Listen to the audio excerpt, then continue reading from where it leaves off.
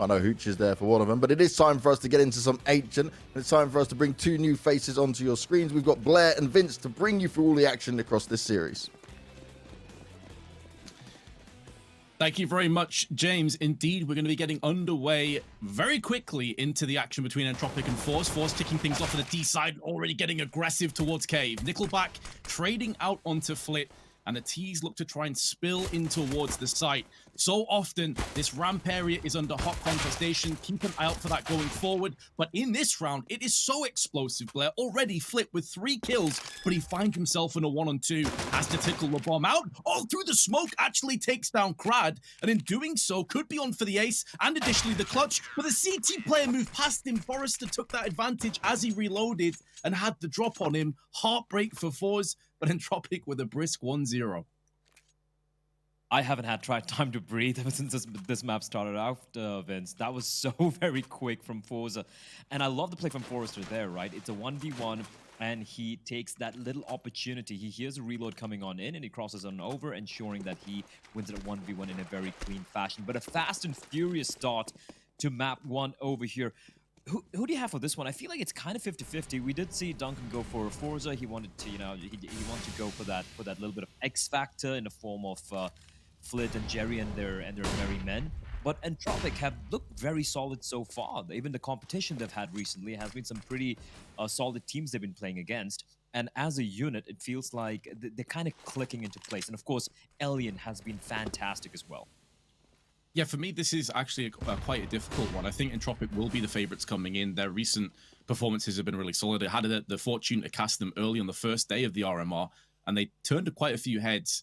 I'd agree as well with Ven that Elian is definitely one of those players to watch out for, but I'm also going to throw in the ring forZe. I think he's a playmaker. He's a guy with a rifle that can have a lot of impact. I'm probably going to slightly edge with forZe, that being said, because a lot of the teams that they're playing are of a higher caliber when it comes to Ancient. They're playing the Gambits, the Na'Vis, and although they've lost both games, they've at least got rounds off them. They've made it look a little bit competitive, but it's still so early days, Blair, that it's kind of hard to know. Like the barometer, I think, is a little bit skewed. It's difficult to know exactly where these teams are going to flourish, where they're going to have their weaknesses. And as each time we watch them play, we're going to get more of an idea, I think. Yeah, for sure. And also one thing we've noticed is how this Ancient pick can kind of work out. Jerry spotted Alien, but the trade is good from Krad. There are 4 CTs lying in wait with his B bomb side, but the trades are still pretty solid here. 3, Lackey trying to be sneaky, and Zorti's going to catch him on the rotate, and that means forZe has to go in for the peak. He will. With 13 seconds on the clock, Zorti has a lot of work to do. He's trying to kill, jumping around the corner. forZe will shut him down. A 4K for him. 4K for forZe. We had a 4K earlier as well for, I do believe it was Flit, if I'm not mistaken, on that Yep. In that pistol round. But yeah, pretty high fragging, high intensity, explosive contact plays coming out here. But I do want to touch upon what Ven mentioned on the desk as well. He's not a big fan of the map. He says it's got that new car smell, and I do agree with him. I feel like something very brand new, not another refurbished map coming out of the map pool is definitely going to be exciting for a lot of teams and a lot of players.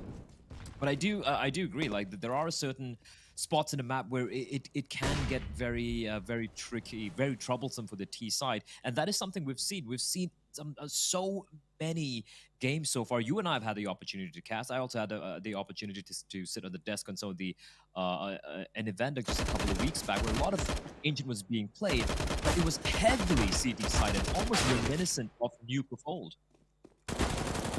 Oh yeah, a lot of teams have been struggling on their T side. Kenzie, though, is going to try and bring this one back with the Deagle. Oh, a big frag onto Lackey. Not too far off on Nickelback either. So even though Entropiq have picked up their third, it's at the cost of 3 more lives. It's going to force the hand to replenish more weapons and may very well stall and stymie some of these grenades being picked up. forZe, though, can go in for the purchase. I may be a little bit more optimistic regarding Ancient. I do quite like the map, and not just for it being like a fresh lick of paint, as it were. I think it's actually pretty solid, and given more time, I think Valve is probably going to work on this quite a bit. Again, you think of a map like Overpass, widely accepted, and obviously our second map today, as being one of the best in the pool, competitively to watch. It always offers like some really interesting moments and close matches. So I think give Ancient a chance, give Valve a chance to make a couple of tweaks, and it could be something really interesting here. There's no doubt, though, that there are elements of the map that I think are a bit too close-knit. bit claustrophobic, and it can be very punishing on peaks and also retakes. But speaking of which, aggression hits the site. forZe trades out 1-for-1, and Elian now showing us why he is regarded and feared as being such a damn good AWPer. Fragging out, pushing back the T's, and although Jerry comes in with one, it ultimately will not matter. Elian triples up, and Entropiq, well, they get their 4th in a row. And that was against the buy round coming in from forZe there. That is a little problematic. And as I did mention earlier here, Vince, it's a map which has been a cruel mistress for a few teams who have picked it. You know, we've seen so many teams go in for the ancient pick and just get completely dismantled. And that is something forZe would be looking to avoid. Right now, though, it is going to be a curious buy from Flit, at least. He's gone for the hero Galil. Not even the AK, Vince. That's something you don't really see that often. The rest of them, though, just going to be an eco, a nice little nade. They're going to deal quite a bit of damage onto Zorte. But yeah, I feel that has to be a misbuy. That has to be a misbuy. And a failed Molotov is not ideal either. The flash isn't going to really find anyone. Zorte is able to still get a kill. Nickelback with a messy spray as Kenzie and Flit are going to reply back with a couple of their own. And all of a sudden, it's a 1v2 and Elian is on 4 HP. They somehow made this buy work. Elian has such low room for maneuver, and he's been peeked and fragged down by Flit. The force up, the hero purchase, the raid boss has proved to be successful, but it was a really chaotic round. I don't think there's anything like particularly strategically impressive about that. It's just a case of the CTs getting like a little bit out of position and then getting punished just by the straight up rush in from the force. I feel like that's a round they're going to go back to and be very disappointed that they couldn't lock that down, because that was their golden opportunity to get their economy established, to get a 5-0 lead, and really start to put the pressure down on the T's. Absolutely. I'm still a little confused how it went from a 2v2 to a 1v1 over there. That was a little bamboozling, but so many mistakes being made there. Firstly, we saw that Galil buy coming in for Flit, which actually comes in real handy in that and him getting those kills, but that was definitely a miss by number one. Number two, there was a failed Molotov. The flashbang did not blind the player on the bomb side playing the ninja position, and yet they somehow still managed to outduel the members of Entropiq just with a pistol. So that was kind of a wild round, as we do have a number of smokes being used up towards mid, but they're being very slow with their approacher. One thing we noticed recently, with a lot of teams picking Ancient, Vince, has been these variations in mid control, right? Sometimes the T's are just content, just giving it up, then going for a late retake of mid. Sometimes you just go in and try and take the duels against the CTs. But at least based on what we've seen so far, the CTs should usually have the advantage. Even if they get smoked off, they can't push in front of the smokes, and that's a missed shot from Elian. And Flames on one side, he's in a very rough spot here. He needs to try and make his escape, which he will. His teammate has arrived to help him out, and it is going to be, never mind. Zorte finds him with a wall bang, and Elian, he's having a little bit of a rough day in the office here with the AWP. He's not quite being the Elian that we were expected to see, but still super early days. As a result of his loss of life, though, middle control fully established. They're pushing into red, and they can now look to try and wrap around the CTs. This puts so much pressure on the likes of Lackey. Now, fortunately, they have Krad that is playing the long flank, so he can call and relay the information. The rest of the site is clear, but Kenzie still dry peaks, removes the head of Lackey, and with 30 seconds left, forZe is potentially the ace in the hole. He's got the deagle, he gets peeked from Zorte, though, and with his life, the round likely will fall into place. The flash is good from Krad. Perhaps I've overestimated this for's lockdown, and he goes in again, and Krad removes the head. A beautiful turnaround and a 5-1 that, if we're being honest here, Blair, should never have been.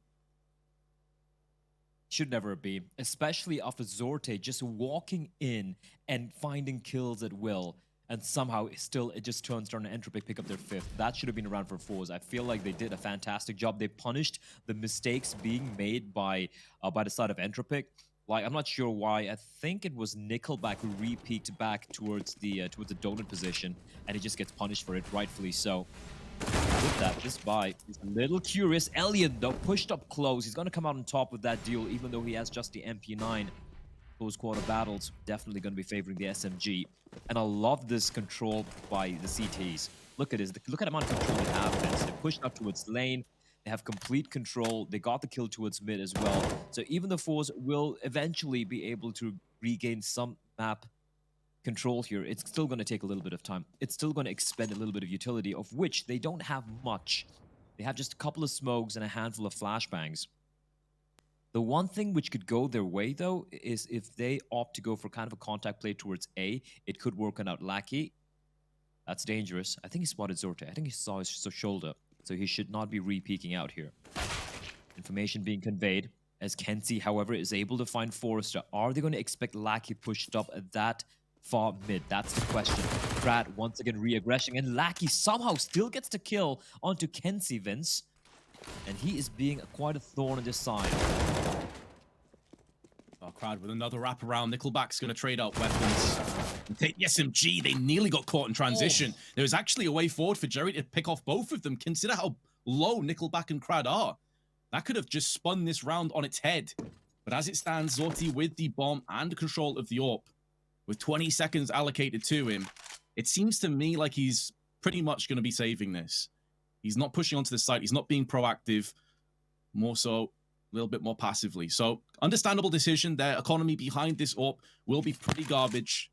Round losses accruing, of course, but they're not going to be able to buy up too much behind this. I'd be very surprised if they did. They're around that mid $3,000 mark. So, actually, with the saved AWP, will this put them into a position where they get baited into a force? So they go down to maybe some Galils, maybe Mac 10s, or they play for the bigger picture. They're in a really awkward position here, already being 6-1 behind, that if they did force into this round and they conceded it, Blair, they are eyeing up a horrific deficit. So I understand why they're erring on the side of caution. They won't be buying, even though they could have, and they'll be playing a lot of Sorti, who's already got quite a bit of success with the AWP, to be fair.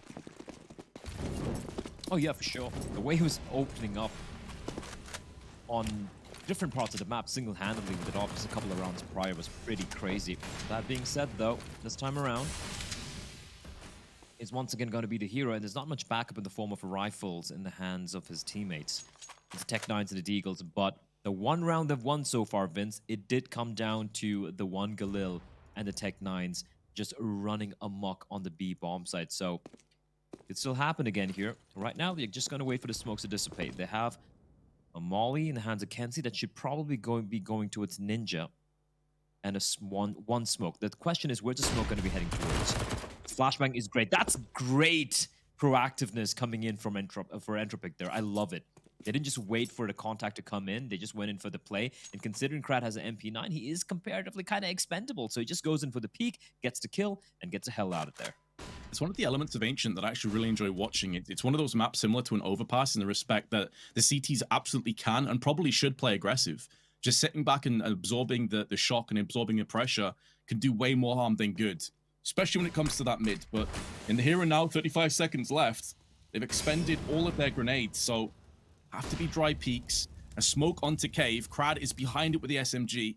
And when you consider that there's multiple players pushing his location, he could be the first on the chopping block, but he comes out, tries to execute him with the FP9. Trade is good for forZe. They've actually brought this back into a 2-on-3, albeit on a low Kenzie, but it will yield the bomb plant bare minimum. But there's the fast wrap. The important frag there was forZe cleaning up onto Zorti, and although it's a post plant and they'll have a solid buy into the next round, Entropiq are 7-1 in the lead. And one of the elements that we were discussing before, Blair, and I think it was Thorin that said this on the desk, and I completely agree with him, that there are elements that are quite reminiscent on Ancient about Mirage, in the sense that if you get mid control, it allows you to pivot in, going through Donut, going around the back side of the CTs over on the B side of the map, and it allows you and affords you so many more opportunities. And that's why, as you touched on before, mid control is often such a key element and aspect of this map. So far, forZe haven't really done much with mid, and for me, that's maybe something they're going to have to change up sooner rather than later. Yeah, and the fact that they're just giving up mid means Entropiq haven't had to aggress mid much either. You look at a team like Extra Salt, who love playing Ancient. They love taking the mid control. You have JT, for example, just running out mid and contesting it alongside OC. And instead here, it's a much more passive approach from both the sides, in fact. Neither of these two teams really wanting to take the fight at mid and instead opting to go for the extremity control. We've seen this a couple of times already coming in from Krad as well as Nickelback, where they just smoke off the double doors and try and take control of lane, maybe try and find an early pick. And so far, they've been very successful indeed. So it's been more of a battle of the extremities. But that being said, I'm a little surprised why forZe haven't attempted the A bomb site more. Now, I know it's not an easy site to take, and AWP could be problematic, could easily just shut the whatever hit you have down. But Almeza, all the timing here could be big, but it could be a bait. Never mind, he's still going to find both. That's the bomb site cracked open. The timing on that lurk walkout from Almeza could not have been scripted even any better there, Vince. It just works out wonderfully, and that is even that, and that's just a cherry on top as well, because it was Zorte who got the opening pick towards mid, and then the double opener towards the B bomb site, not losing a single man. And this should be, and it will be, the first round coming in from forZe after what seems like almost forever. The first proper buy round win for the side of Jerry. Precisely, yeah. The last one was off the basis of one Galil and a bunch of Tech 9s, but you kind of touched on it there. To play devil's advocate, great news for forZe to pick up their second, don't get me wrong, but it was based off a timing peak. Just raw peeking up ramp. There was nothing strategical about that or tactical. It was purely off timing and then executing to perfection. So Entropiq, while they'll be disappointed they've lost a second, it's almost like they don't even get too hurt by that, because they realize when it comes to tactics, they've actually been by far and away in the lead. We saw yesterday Extra Salt actually on their T side have a really great performance and end up taking Pain down on their T side, where the utility and set plays were absolutely on point. And to be honest, Blair, I haven't really seen much tactically from forZe that is making me particularly excited. You see there, he pushes up ramp, Almeza takes off 2 heads. That's great. But can you rinse and repeat? Can you actually back that position and do that time after time? Because that's what you're going to have to do to get back into this match. Absolutely. It's not sustainable, is it? And even some of the Molotovs we've seen hasn't been that great, as Nickelback's going to find Jerry early, right in front of Jaguar. And nade as well being tossed in, but there's no need for him to regress any further. Krad, though, he might be hunted down here, but he faces off against 2, and Krad down to 4 HP. He'll still stay alive. And that's a lot of work being put in there towards lane, as forZe as well with the aggression, and Alien with an uncharacteristic miss. And Zorte finding a kill. They're going to be wasting no time just running in towards the A bomb site, and that might actually catch Entropiq off guard because of how slow forZe have been so far in the way they've been approaching these rounds. The sudden, immediate pivot towards the A bomb site, catching forZe. And now in a 3v2 with Krad on 4 points of health. This is very winnable. Zorte's going to find Krad. Henzy's going to find Lackey, and it's all a Nickelback. It's a 1v2. He should be able to get this kill here, but it's not going to be easy. Never mind. He finds a frag, but the second won't land. Zorte with the no-scope up close. What a hero. Nice recovery, but there was a few mistakes, and maybe this is where, yes, they've played quite a lot of this map in recent memory, but we're not going back years. There's still little timings and little windows that will catch players off guard. forZe in a 2v4 got picked from Donut after they lost a player in mid. Like, you have to gather that's a possibility. He died in Temple for free. Now, I understand that he was cognizant of A main being pushed, but when you have 4 players left alive, you have utility, and there's only 2 of them left. It's not the end of the world if they get a bomb plant, right? But what I'll tell you what will make it a lot more difficult is if you go into a 2v3, you give up the post plant, and now suddenly there's a couple of low players on your team. So for me, that was like a little bit of a misstep. It feels like Entropiq are their own worst enemies right now, but you can see the stats paint the picture for you. forZe, player that I said to look out for, he's very, very good on Ancient as well, but he's just typically the all-round package for Entropiq. He's top with 11 frags, 102 ADR. It's actually Alien that's lagging a bit behind, and that for me is maybe the biggest surprise here for Entropiq, at least on their side of things. Yeah, Zorte actually coming out on top multiple times, and he's not even the highest rated player for his team, right? Alien obviously far and away the best player for Entropiq, but great start already here for Zorte. He has been quite deadly with the AWP. They've actually broken the money here, Vince. So even though it's going to be a 7-3 lead here for Entropiq, with this Eco coming in, and as long as forZe don't make some big mistakes, they might even be allowed a couple of mistakes here because of the weaponry in the hands of Entropiq, but there we go, Zorte again. He's been getting these openings consistently against Ecos, against half buys, against full buys primarily, which is even more impressive. Crad. Timing is everything, but Almeza is going to dot his I's, cross his T's, and find his headshot. Alien, though, does reply back. And with the hit coming in here, all the remaining CTs alive are waiting behind the smoke, tapping away. But the, well, kills are going to go the way of the T's. Nickelback trying to escape from what was a very rough situation there, but the nade's going to find him. And finally, some signs of life coming in here for forZe on their map pick. It was looking a little grim, Vince, earlier. I won't lie. I think it was like 7-1 or something, but they've been able to convert some very unlikely rounds. We saw that one round with the pistols and the Galil. They were able to win that coming down to the 1v1. Then we saw the 2v5 win, which was a round Entropiq had no business losing. But this was much cleaner, the anti-eco. But yeah, whatever it is, however they win, as long as they're winning the rounds, they're going to be feeling a little bit better. Because again, with the data we have, it is clear that most of this map, for most of the teams, it's very, very CT-sided. The lockdown, once it takes place, can be very suffocating indeed, and that is something that forZe definitely are going to be aware of. So, oh, that's just unfortunate timing. That is just so unfortunate timing for Crad. Almeza, he got completely blinded, but right before the flash popped, he saw Crad just sneaking out through the smoke. 4 still over a minute on the clock, so forZe not in any great rush. Plus, they'll have a good idea hearing the distant shots of an SMG in the form of an MP9 at this buy is far from ideal. Stands to reason that a lack of utility could very well be behind it as a result. And this is the position I was talking about. Having middle control allows you to wrap around the back, but Kenzie is alone. And Nickelback had a good idea as to what was coming up. With the smoke being deployed down, Flick can't do much about this. There's a slight gap in the right-hand side, so we can at least cover that angle. It feels like he's going to have impact. He picked up 4 kills in the first round. Since then, he's been a little bit off the boil, but he's rising to the top again. Big headshot, there's 2. And suddenly, Entropiq are being ripped and torn to shreds again. Alien with the AWP, with only $150 in his back pocket, will think about saving. And forZe, what? They were 7-1 behind at one point, Blair? Now they're only 2 rounds behind. And it could easily be 1 round behind because the money's going to be gone for the CT side. And Alien, sure, he should be able to save the AWP here, but the hunt is on.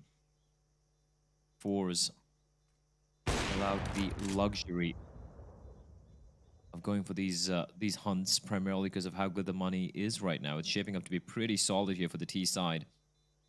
And as you said, Vince, yeah, they had that 7-1 lead, but how quickly it's just crumbled away. Alien has been surprisingly a bit quiet. Now, I'm not going to put the blame solely on him, but a couple of missed shots from him towards mid have cost him some rounds, and honestly, Zorte has just looked better overall. He was just able to walk in and just seemingly outduel almost everyone by the looks of things here. And he did keep touching upon this, Vince, the red push, the mid push from the T side. We've actually never really seen the T's push up that deep that often, even though that opportunity is there for them to just push into mid towards CD spawn and get the flank on. Most players would just assume that it's too risky, right? That the possibility of you just being caught by one of the CTs while they're trying to be the flank it's so high that we don't really see too many players going for it. So it's kind of refreshing to see Flit get a double kill from that position. Yeah, I feel like if we keep the Mirage kind of comparisons coming across here, that it'll sound weird because it's a middle position on this map, but it reminds me a little bit of like being a Palace lurker, where you don't necessarily want to walk out into the site as a Palace player unless you're looking for like a desperation or a timing peak. But it allows you to quickly wrap around the CTs if you hit one of the sides of the map and you force rotations out. I think that's where Red can just be so very crippling and destructive for the CTs. This time, though, the aggression is huge. And I said earlier that forZe were going to have to be a bit more aggressive, take that early mid control, and actually start doing something and forcing the grenades out, forcing the respect. They've done just that, and they are reaping the rewards. Entropiq down to that AWP that was saved in the hands of Alien. The rest of them with pistols. It is a fairly heavy stack over on the A side with the AWP bait switching in with the P250 of Crad. He's covering his angles, will relay that information to his teammate, but with the smoke down, they're not sure if a player is pushing up now. And this is where it gets a little bit worrisome for the AWP. You don't want to get overrun with just a flash preceding a straight up hit. So Elian is keeping himself in a position where, if needs be, he can just dip in there, wait a little bit longer before he peeks back out. Smokes will be dissipating, and Krad will get the drop onto Almeza, and he survives. Grenade put down, this will be a ton of damage. This is where Elian, on the slow, softened up targets, can really go to town. The bomb has been dropped in a horrific position, and forZe are walking into a trap face first, and they are being obliterated. Not only do they lose the round here, Blair, with just an AWP, they keep all 5 players alive, and they trade up to a ton of AKs. That's actually nuts. The timing on Krad there. He gets a kill with a P250, and as you pointed out, the fact that he's able to escape with the AK and get another kill is ridiculous. And Elian, you did say he was going to be instrumental. He hits the shots. He does come out on top of Zorte this time around. What a round for Entropiq to win. So far, they've been on the receiving end of these half-buy wins or these eco wins from forZe. Finally, something going their way. Although, I do want to say, I really hope forZe fix that Molotov or Ninja, man. I've seen that fail like 4 times out of 5 so far. I really, and it's just like watching money go down the drain every single round for forZe. So hopefully they, after they're done with this game, they're able to take a look at the demo and be like, oh yeah, we really need to fix that. Because it's being a non-factor. And so far, it hasn't really been that crucial. But I'll get back to that fact, because it looks like it's going to be, for a change, a hit towards A bomb side. We really haven't seen too much of action. But Elian is waiting here, Vince. He's going to find one. And the second. Not the third, though. Jerry and Fit able to trade. And with a smoke in play, they might just be able to get the bomb down. But Lackey, he's pushed up pretty deep, while Krad is just tapping away. Temple control, though, with Jerry. This duel is going to be very, very crucial indeed. Krad, if he's not able to find Jerry, this retakes, I feel, are almost doomed here. Clip, though, getting a little too over-aggressive. He's going to be taken down. Zorte finding Krad means Jerry might not be checked here. And even though he's on 26 HP, as long as he stays alive, as long as he doesn't get spotted out, he can be a problem. But Nickelback would ensure that will not be the case. 9 rounds for Entropiq. And forZe, they have one opportunity to get the 6th as we enter the final round of the first half. In terms of the finances, forZe can get 3 rifles out. They could even actually afford an AWP if they wanted it, but I would imagine they'll run with 3 AKs and some Tech 9s, Mac 10s, allowing that mobility to push onto a site quickly and a lot more utility. Meanwhile, on Entropiq, they have those AKs still intact. Elian's AWP, of course, is really started to shine. I do agree with you. I think for the opening sort of 6, 7, maybe 8 rounds of this map, Zorte definitely had Elian's number. But it's always a sign of a great AWPer in particular that even if you're coming under heavy duress, you're having a rough day at the office, can you adapt? Can you be versatile? You know, that really for me is the marking of a truly great AWPer. And the CIS region is so blessed with AWPers, man. It's just insane how deep this runs. And he's another one. You think of players like Dexter that are really starting to come up as well. It's just absolutely wild. But speaking of which, forZe have a couple of decent AWPers on their side as well in their own right, are looking to try and push with the bomb towards A main. Maybe noticing a couple of weaknesses. They did get the post plant in the last round. A couple of the late trades went against them. But it's good to see that they're not fully deterred by that outcome and may go in again.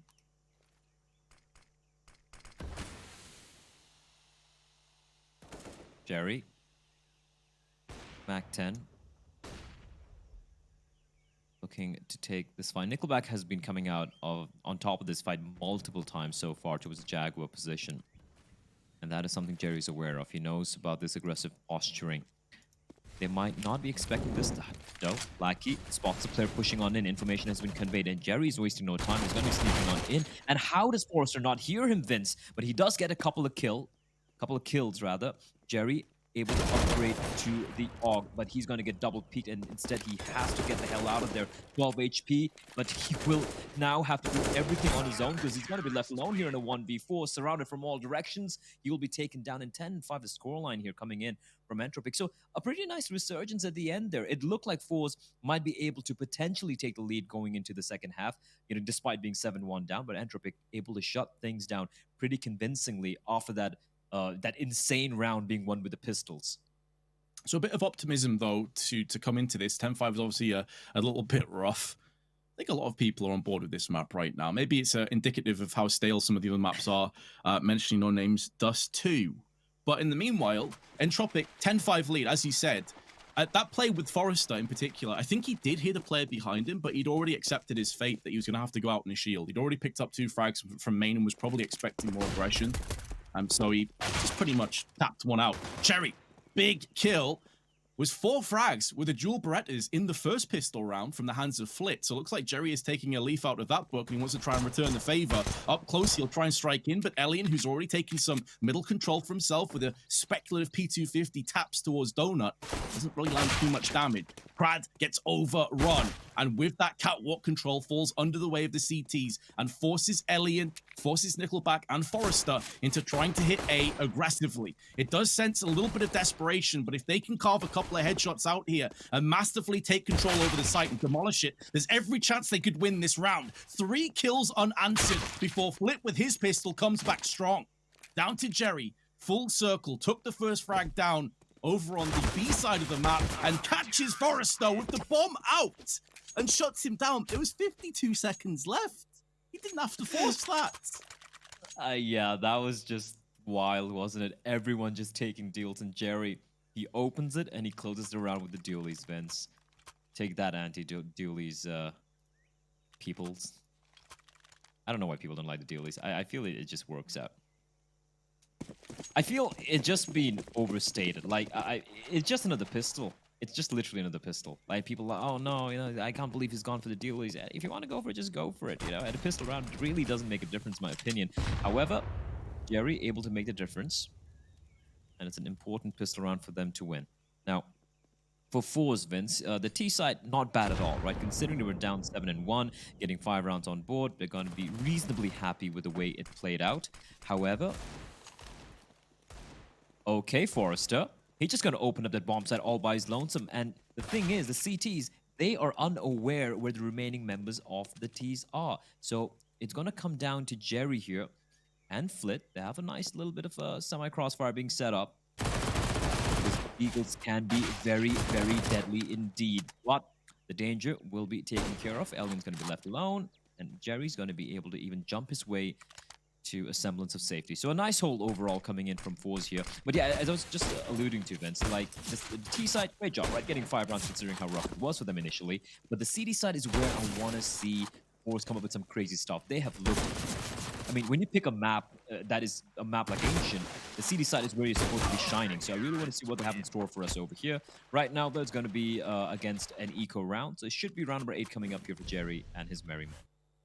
Yeah, that was the bit of optimism that I got sidetracked on. I got in my own head. That typically forZe's CT side is a lot better than their T half, so maybe that will bode well for this comeback to take shape, and you know they can start to actually put the bricks down and build a foundation for themselves. So far, so good. Getting 2 rounds unanswered. Also, I want to give credit to forZe. After forZe landed that beautiful 1D over on the A side of the map, they didn't over-rotate. They kept 2 players there in good positions. They didn't get too antsy. They knew that they were still in a good position. And having that faith in your stealth will only be restored tenfold if you then take down the round with ease, which they did. Flit, aggressive, but it's Jerry's MP9 that shines first, and you're seeing a lot of aggression, as we expected from the CT side here on Ancient, getting up on catwalk, taking middle control, and pushing down ramp. It makes it such a claustrophobic map for the Ts when the CTs are this ruthless. All right, let's take a look at what happens now. This is a real test. This is the first real test for forZe on the CT side. So far, they've had a very comfortable time getting this lane control, although against the pistols, it's much more easier. And it's interesting how both the teams, their approach is different from how a lot of the EU and the NA teams approach the map control, right? From the CT side, they usually go for the mid control, while for the CTs, it's this lane control. That's what it's all about. But this time around, though, you're going to be faced with a bit of utility being deployed by the Ts as well. And mid control just being kind of relinquished by the CTs, not really going for it, not really opting for it. Instead, they have 2 players, that is Zote and Kenzie, playing from the donut position, while the remainder are just hunkered down towards B. No real eyes on mid. Although if one of the Ts do want to cross on over towards red, there is Zote who's going to be able to spot him out, unless he gets smoked off, of course. So a very passive setup from the CTs here, which is kind of curious considering how aggressive they were on his anti-ecos in the pistol round. Sure. They're going to get aggressive now that you've just said that with Jerry, who felt like that could have been another incendiary. He's already used his smoke to extinguish the first one. So he takes that MP9 at its utmost power, and that's up close and personal, sprays and skewers the first player. But I actually like it as well, Blair, for the reason that you just highlighted. If you're always aggressive, that becomes telegraphed, that becomes obvious. That may very well welcome the T's to just push fast onto B via ramp, or maybe even A. So mixing it up will start to play mind games with Entropiq. They're not entirely sure what you have in store. Almeza, MP9 in the ninja position is waiting and hoping they line up for him. They nearly did. And although damage is inflicted, it's at the cost of lives. Bomb's been spilled down, and the flank from Kenty is going to yield one. It's looking grim for Elian. 15 seconds to play with. He's going to plant on the safe side of the pillar, knowing that last players was seen in cave, and there is Kenty. Headshot delivered first class, and forZe with another successful CT round. It's at the cost of 3 lives, but their money is just fine to replenish those fallen weapons. Oh, absolutely. They are flush with cash. And I like that. I like the way they just played that round as well. I was questioning why the passiveness and then the slight mid-round aggression. The flank was on as well. I mean, Entropiq, they found the B bomb site. They were just surrounded by all the CT defenders here from forZe. And even the 1v2, knowing how good Elian can be, I like how they just jumped out together. One of them just jumping up in the air, the other white swinging. And Elian, even if he got the 1 kill, even if he got the no-scope off, it wasn't, I feel the trade would have 100% taken place there. In fact, he missed his shot. So, yeah, they survived. They retrieved the AWP. Zorte will be wielding it. For Entropiq, they can still go for the buy. Elian with the SG, which is a curious decision. Although we've seen a few players prefer that for that one-tap advantage. It is, of course, one of the, if not the most accurate. I mean, the first bullet accuracy in this gun is actually nuts. More than AK-47, more than the M4, more than even the Deagle, if I'm not mistaken. So, or from a Scout or an AWP, if you like those sweet one-taps with the first bullet, the SG would be your choice. And here we go. Here we go. The aggression towards mid. This is what I've been waiting for from forZe. They toss in a Molotov and a flash, but then they don't really try and force the matter. They don't really try and choke out the T's. Just a little bit of early posturing with utility, and then you have Kenzie just falling back towards a donut position. The difference being, though, Zorte with a much more forward angle with the AWP, and why the hell not? He should be good for at least 1 kill here. Really good flash, though, and actually forces him out with his secondary flash as well. He has to keep repositioning. This is where he has to lean on Kenzie. And now that Kenzie's gone down, but he's done damage, Zorte will pounce. He didn't get that second frag onto Nickelback, but Dig tatting him down to 3. So this is where spraying through the smoke could very well yield the kill. And it's actually the USP from Flit, the sidearm that comes around and saves them. With that kill in a 2-player left situation, and the bomb time is still plenty on the fuse, they will go in for this. And Elian's SG with 2 big kills. Couldn't transfer in time. The strength in numbers approach as forZe just swarm the site, will yield them their 5th round in a row. But Entropiq, even though they've lost 5 on the bounce, which is obviously a pretty sad stat, and it sounds pretty brutal, the amounts of times they've got onto the bomb, the amount of times they've been in these post plants, these 2v2, 3v3s, it feels like it's just a matter of time before they convert one of them. Yeah, getting very close. In a very ballsy position for Elian to play. It almost felt like he's like, you know, I'm up here, boys, come and get me. And he almost got all of them, actually. But yeah, close but no cigar. The bomb plant, though, it's going to allow them to go for yet another purchase. Money's still very solid for the CTs, because the forZe aren't going to be too worried. Look at this aggression of forZe, though, but Zorte is more than aware of the possibility of forZe pushing in that deep very early. 7-1 down, Vince, a while ago. forZe have tied things up here. Finding forZe this early, they've definitely given themselves the advantage in this round as well to make it 11 and get the lead. Smoke for Kenzie to be denied any vision, meaning that's going to force out the A bomb site player, which is Zorte, to be wary of anyone pushing towards red. That means the A bomb site has been relinquished for the time being, which is kind of surprising for forZe. They still have 5 alive. They have the man advantage as well. And because Elian gets the kill, Jerry is going in for the flank. But Krad is able to sniff him out. And Flit, though, he's going to deny the push. Finds 2 kills. The second blinded and through the smoke. And for a moment, for about 5 seconds, it looked like the T side had the advantage, but they immediately get shut down.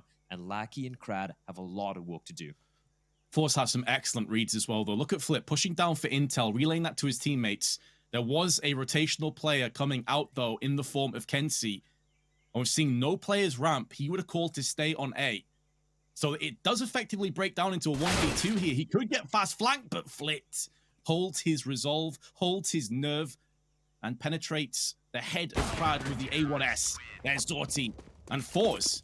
They take the lead for what, the first time since the opening pistol, I want to say. They've been pretty much trailing the entire time.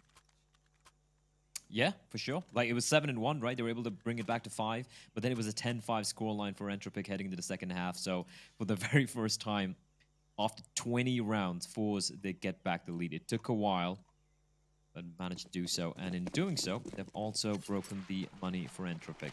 This time, no bomb plans. And yeah, as you said, Vince, the reads have been just great from forZe. They just seem to be a couple of steps ahead. Even the previous round was pointing out how they just relinquished control of the A bomb side, and they just seem to know. They're like, you know, listen, Zorti got that kill inside of A mains. There's no way Entropiq are going to be coming back to the bomb side. And they were right. They were 100% right. Oh, damage to forZe gets mangled in the machinery of Almaze's spray. Cave has been demolished. Crad, low, frag from Jerry. That Lackey straight back with his MAC-10. And they're starting to pour onto the site, but they haven't done their due diligence covering these angles down. Lackey's got it done so nearly in a post, but the bomb actually got denied. forZe into the back of Kenzie's head, executions style. But with Almaze and Zorti still alive and in good positions to hold down the bomb, it's looking pretty grim for Entropiq. Enough time, though, on the clock, Blair, that they could fake out a long flank. And maybe that's why they'll just sit in this position for a while, see what happens with forZe, see if they do start to move, see if they can divide these two CTs and conquer them. And there we go. Almaze now has to respect this possibility. He moves position. Molotov in. Too deep. Won't affect him. Almaze can stay in this spot, and with that missed molly, not only does it give information across to the CTs, but it was their last utility that they had on their collective belts. They now have to come in dry, and that will be Zorti taking the head of Elian, collecting another frag, and likely collecting the round alongside it. forZe on 10 HP has to try and make this Deagle sing. First frag may be forthcoming, but Almaze shuts him down. That is now 7 unanswered rounds on the CT side for forZe. Impressive stuff. And we did touch upon the fact that, like, sure, it was just kind of a tepid T side coming in from forZe, but once they get on the CD side, what are they going to do? And so far, it has been flawless. I really do want that A bomb side to change a little bit there, Vince. Just planting the bomb there just seems so rough. It's almost like guaranteed that as the planter, you're going to either die or you're going to take a ton of damage. And if you plant out in the open because of the sound cues, you can easily get spammed away. So yeah, the A-bomb side, sorry, the B-bomb side for the time being, really, I think that's one thing that Valve should be looking into as soon as possible, probably after the RMR. So anyway, we're back to a buy though for T side here. Elian once more with his weapon of choice with the AWP. And forZe, they go back to their default setup with Zorte, the solo holding towards A, and after he doesn't find anyone, he's just going to smoke off the entrance and falls back towards Temple for more passive angle. Flit playing aggressively towards Cave, but an opening pick being found here by Lackey onto Almaze, and they're going to be pushing on in. Lackey doubles up his count. Triple kill, in fact, coming out from Lackey and barely taking any damage, and they might have finally broken the streak here, Vince. forZe, you can already see Zorte running to the opposite side of the map, trying to hold on to their guns, and Entropiq out of nowhere, or rather, when I say Lackey, out of nowhere with just 3 kills, casually as you like it. Yeah, big entries. I'm gonna have to rely on him to have a lot more of those though before they start to make a believer out of me, because the context and the narration of how this game has been going down still paints a bit of a bleak picture for Entropiq, even though they will only have a 1-round deficit. And with these 2 save weapons, you can see a lot of the money is centralized on Flit, Almaze, and Zorti. They can drop guns. Jerry will be able to get dropped across the weapon. They can have a really solid buy. If they can hold on to these 2 weapons, considering the Entropiq are waiting in main, it's looking good for them to neutralize both. That does put a little bit of a spin on this round now, because 3 can comfortably buy, but it's the other 2 that won't be able to. Does that yield an eco? Do we have some kind of a force coming in? I think this is a really important decision, and I wouldn't be surprised if we saw a tactical timeout, but they decide against that, Blair. They want to get straight into this, and they've decided to pull the trigger and go for a purchase. Double AWPs and an MP9, but you can see the impact that has on both Jerry and Zorti's utility. They have nothing. You want to fight fire with fire, Vince? Jerry is like, yeah, all right, you got a round. I'm gonna bring one back. Just watch this. Double op setup. Almeza. He isn't a Zorte, Vince, but he is very capable of wielding the snipers. We've seen him in the past. Even when they had Z power, there were times when Almeza would be holding a secondary AWP, and there you have it. Alien is gonna fall. And now Entropiq are gonna be very wary of the double op setup, because if Almeza is gonna get a kill with the AWP, they're gonna be like, wait a minute. And Zorte definitely has an op as well. And that is something they could actually use to their advantage. If they can deploy the smokes, the utility, they can try and neutralize the AWPs. Unfortunately, though, they only have one smoke remaining, and I'm not too sure about why Almeza went for that play, but Flit and Jerry, they reply back. Now, forZe with the trade, they know exactly where Jerry is, but they don't want to face, especially when he has so many angles to work with. He is kind of low, though, and this is a curious decision by the T's. They're both going to be pushing towards the cube. forZe spots one. Maybe both. The pop flash isn't good enough, and Zorte is going to get the kill with forZe. It's all the Nickelback. He's going to completely whiff the spray, Vince. And Jerry on 19 HP, he's going to come out on top.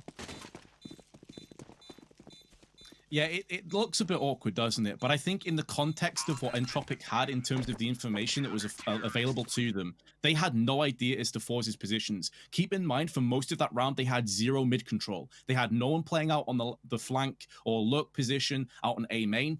For all they know, there's a player about to come up behind them and flank them from ramp. And this is a play that forZe have gone for multiple times already. They have been consistently present in middle. They've gone for a lot of flanks. So if you're Entropiq in a 2v3, you don't know the situation in terms of, you know, the minimap. They don't have that luxury. They felt like they had to go for a play. They had to risk it, stick together, and see if they could trade out frags. It doesn't work out for them, but I understand the decision-making. But through the smoke, 2 frags come in. It's an even trade. And middle could very well fall as a result if forZe aren't careful. Zorte, though, bringing back the advantage for his side. And Nickelback's on 18 HP. Sorry, 16. A scrape, Vince. That's all they need to take him down. And Zorte, he's still going to hold this very, very aggressive angle. He's even tucked into the corner. What a madman. He's going to get a tag, though. They're both so very low, but I don't think he's aware. He's going to try and escape, and he'll manage to do so. That is massive from Zorte. And Alaki and Nickelback, what did they do, Vince? It's a 2v4, but the combined HP in the 2 surviving terrorists are 35. It's not looking likely. And Jerry, look at this. He has them trapped. They know exactly where they are. I'm a little surprised that I think it's Almeza hasn't pushed in faster towards the B bomb side to cut off the rotation. But still, even if they don't, with 40 seconds on the clock, Lackey and Nickelback have a lot of work to do. Lackey even being very lucky to dodge the nade. But this should be the call for the save. Oh yeah, it will be. I'm almost sure of that, Mark, because combined, obviously, very low HP. Their money's also in a bit of a rough position. forZe could buy behind this. Whether they want to play for OT or potentially the outright win is yet to be seen. May very well depend on how many of these weapons they save, but the round is over. That much is sure. We can tick that in the box for forZe. The concerning aspect of this for me, Blair, and it's an element that we discussed on the first half, and in some cases, forZe actually fell into this same trap, is a lack of middle control or donut pressure. I think is starting to cause a lot of issues here. We saw Flit in particular, you highlighted it, getting a double kill in red and basically winning the round off that presence.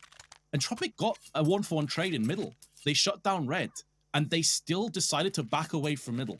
I don't understand the thought process behind that. At least take catwalk control. At least try and establish a little bit of map presence across the board and just try and filter out. See if forZe push into you. They've done it multiple times already. So Entropiq, they don't seem to have a great read of the situation here, and it's costing them more often than not. Yeah, they are heavily relying on just getting some of these opening kills and then just barreling into the bomb sites. Honestly, like you see the T-side protocol when it comes to getting control of mid, getting control of lane, it's quite not there yet. And I'm not too surprised, honestly. It's not their map pick, right? And we've seen even teams who pick into Ancient struggle on the T side. So I'm not too surprised that Entropiq look a little confused as to how to approach this. You can see them waiting towards A mains, a couple of players. hoping that Zote is going to be aggressive, but I love the switch up from the CTs. It's a little bit of a switch up in the positioning here. Jerry around the corner, he should be cleared. But no, a little too late there for Krad. When he spins around, Jerry's already riddled his body with bullets. Alien does find Flit, so that's a nice opening. But it's all a ruse, as forZe is going to go for the contact play, finds Kenzie, draws out the rotation. The thing is, who's going to reach the site first, the CTs or the C4? Because there is someone still lying in wait. It's going to be Zorte, and Alien seems to be aware of his position, but Zorte still gets the kill. Zorte with a missed shot, though. If he found Nickelback, that would have been just sheer disaster for Entropiq, but they'll be able to cross on over, and now it's going to be advantage for the T side. They should be able to get the bomb down, but Jerry on the low from behind, it could still be a problem. Yeah, Jerry's the ace up the sleeve. He's definitely the X factor here, but he also needs to make sure that Almeza stays alive, because this flank is only as good as the foundation it's built upon. Unlucky. The shot does land from Almeza, but it is the leg as opposed to center mass, so he will be sprawled out. Only the second round that Entropiq have picked up on their T side. They still trail by 2, but I think the CT's money is in a bit of a sticky situation here, so I'll be curious to see what they do with it. At least the signs of life. We're talking about how one-dimensional they were and how unadaptive and unversatile they were at times. Entropiq that round sent 2 players over on B through Catwalk, 2 players in main, and that's what afforded them to take control quickly on A when they realized that it was a bit vulnerable. I'd like to see more of that from Entropiq.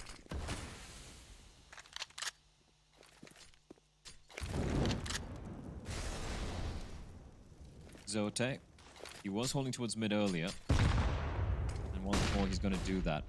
And the fact that they just give up mid, it allows the opportunity for a star like Zote to just cut off the rotation or catch a rotating player off guard, and that is such a problem here for Entropiq. Sure, they were able, forZe was able to get a hell of a shot onto him earlier, but if Zote had got that second flick shot, that would have been the round pretty much. So Entropiq still need to be careful. But they do kind of have forZe on the ropes here, Vince. The money is grim. Zote is a beast. The timing on that could not have been worse as Krad just runs out wide, finds Zote. That's a danger man taken care of. Krad seems to be aware of Jerry sneaking in from behind. Information should be conveyed, and there we go. Alien's already waiting. And it's a bit of an op sandwich, but Jerry with the MP9 is still coming out on top. He's found one. He's hunting that Alien who's on 35 points of health. And he is being problematic here. It was a 3v5. Now it's a 3v4, but forZe are bleeding internally. There is still no guarantee that this round is going to go the way of Entropiq. No one checking. No one checking the corner. Flit's going to find Nickelback. And now it's back to a 3v3. And most of these players are very low indeed. As Almeza finds Lackey. Flit with the find onto Forrester. And Alien left wondering what the hell just took place there. They had the bomb side, Vince. It was a 5v3. And they just capitulate. It's a fiesta of a round. Like, you have the advantages, and yet they lacked the ruthlessness, they lacked the killer instinct to just get in there. Just get into the site, take temple control. What are you waiting for? You've got multiple players on main, 2 of which are boosted up. Get in the thick of it. The advantages are going away. They'd seen that an SMG was middle, which is Jerry here. You see this frag, the secondary AWP takes a shot. So why are they so passive in temple? Why are they so passive in main and allowing the bomb carrier to go out first with no cover? That's an unforgivable mistake from Entropiq. I cannot believe they've let that happen. Especially when it's 14 and 12.